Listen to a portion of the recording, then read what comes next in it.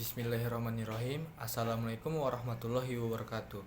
Pertama-tama saya ucapkan terima kasih kepada Bapak Aditya Trenggono selaku pembimbing seminar proposal saya. Selanjutnya saya ucapkan terima kasih kepada Ibu Tripartuti selaku koordinator seminar proposal.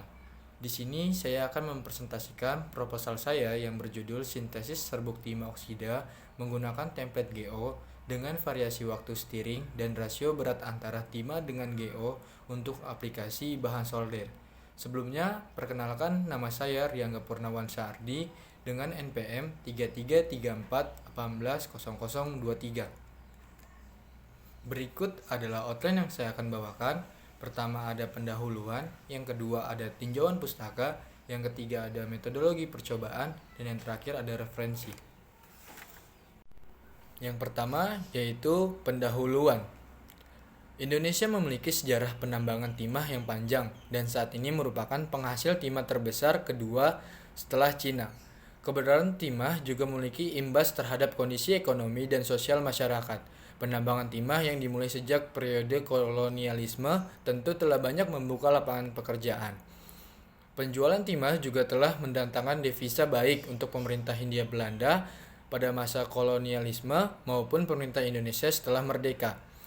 Berbagai jenis komponen elektronik menggunakan bahan baku timah, salah satunya adalah PCB. PCB merupakan papan tempat menempelnya komponen-komponen elektronik dengan menggunakan timah solder yang mengandung timbal atau PB atau lebih populer dengan istilah timah hitam. Pergerakan industri elektronik belakang ini menuju untuk meminiaturisasi komponen dan telah meningkatnya permintaan untuk timah solder berukuran nano dan lebih baik pada level chip. Untuk membuat timah ukuran nano dilakukan sintesis timah dengan menghasilkan timah oksida. Penelitian sebelumnya yang dilakukan oleh Matisiak dan kawan-kawan dengan perbandingan rasio polimer dan prekursor 1:1, 2:1, dan 1:3. Semakin tinggi konsentrasi prekursor, maka semakin tinggi diameter nano fibers yang dihasilkan. Selanjutnya oleh Mursal dan kawan-kawan, dengan durasi waktu stirring dari 10-50 menit didapatkan semakin tinggi waktu stirring, maka morfologi permukaan yang dihasilkan lebih merata dengan ukuran granular yang lebih relatif seragam. Yang kedua yaitu rumusan masalah. Rumusan masalah pada penelitian ini yang pertama bagaimana pengaruh lama waktu stirring terhadap morfologi serbuk timah yang dihasilkan.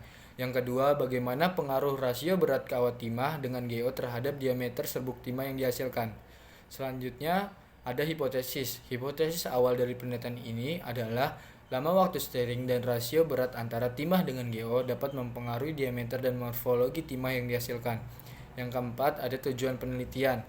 Tujuan penelitian ini yaitu pertama untuk menghasilkan serbuk timah oksida, yang kedua untuk mengetahui morfologi serbuk timah oksida, dan yang ketiga untuk mengetahui struktur kristal dari serbuk timah, dan keempat untuk mengetahui pengaruh variasi waktu stirring terhadap serbuk timah yang dihasilkan, dan yang terakhir untuk mengetahui pengaruh rasio berat timah dengan GO terhadap serbuk timah yang dihasilkan.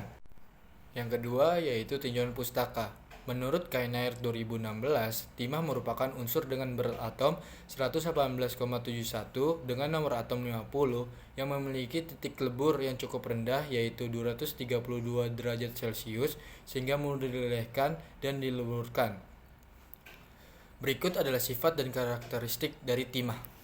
Selanjutnya yaitu grafena oksida. Grafena oksida merupakan senyawa turunan grafit dengan karakteristik yang serupa serta struktur yang mirip dengan grafena. Perbedaan tersebut yaitu pada struktur grafena yang berbentuk planar, sedangkan pada struktur grafena oksida terdapat adanya gugus oksigen di dalamnya sehingga membuat strukturnya terdapat lengkungan. Berikut adalah struktur dari grafena oksida. Yang ketiga yaitu sintesis serbuk timah.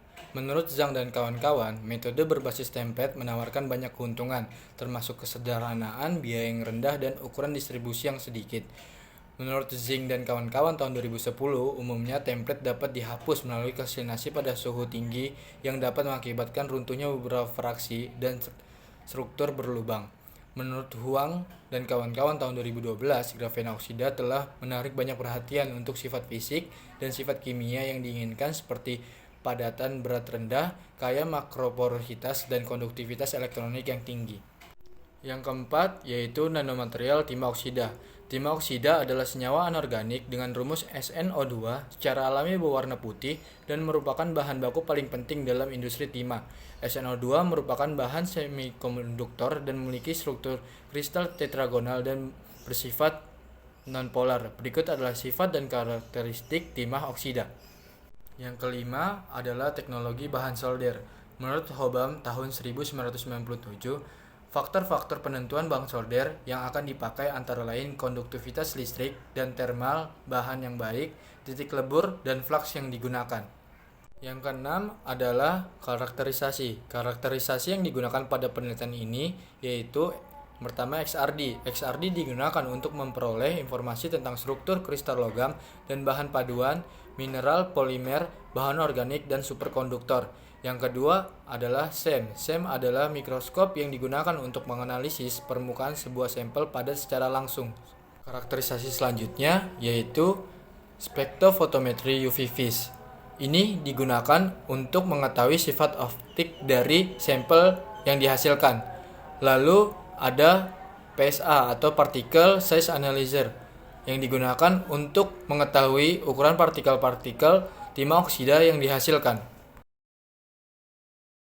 Menyiapkan kawat elektroda AF, lalu mereduksi ukuran dengan permukaan dan pengurusan hingga ukuran Venus particle saving menggunakan 500 mesh dan dicuci menggunakan etanol dan aseton dalam ultrasonic cleaner.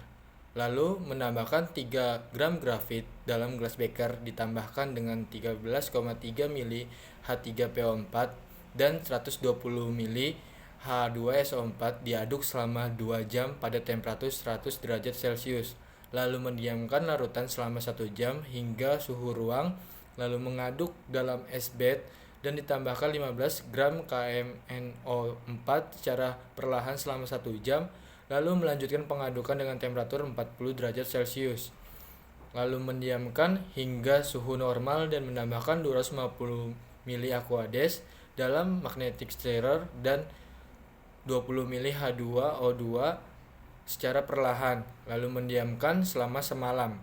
Endapan tersebut dicuci dengan menambahkan HCl 25 mili, disaring dan dibilas menggunakan 200 mili Aquades hingga pH netral, lalu mengeringkan endapan dalam oven dengan temperatur 100 derajat Celcius selama 8 jam. Setelah itu, melakukan sintesis dengan menambahkan dimetilformamida 80 mili GO dan kawat timah dalam magnetic stirrer, kemudian dilakukan pengadukan dengan variasi waktu 5, 7, 10 jam. Lalu endapan tersebut dicuci dengan etanol beberapa kali, dibilas menggunakan 200 mili Aquades hingga pH netral, mengeringkan endapan dalam oven dengan temperatur 80 derajat Celcius selama 8 jam. Selanjutnya dilakukan karakterisasi menggunakan XRD, SEM, PSA, dan UV vis. Setelah dilakukan karakterisasi, dilakukan dekomposisi dengan oven dengan temperatur 350 derajat Celcius selama 2 jam. Lalu dilakukan karakterisasi kembali untuk melihat perbedaan hasil dari sampel yang sebelum didekomposisi dan setelah didekomposisi. Lalu data pengamatan, analisa pembahasan, dan kesimpulan. Berikut adalah alat dan bahan yang digunakan pada penelitian ini. Yang keempat adalah referensi. Berikut adalah referensi yang saya gunakan dalam penelitian ini. Sekian presentasi saya, kurang lebihnya mohon maaf. Wassalamualaikum warahmatullahi wabarakatuh.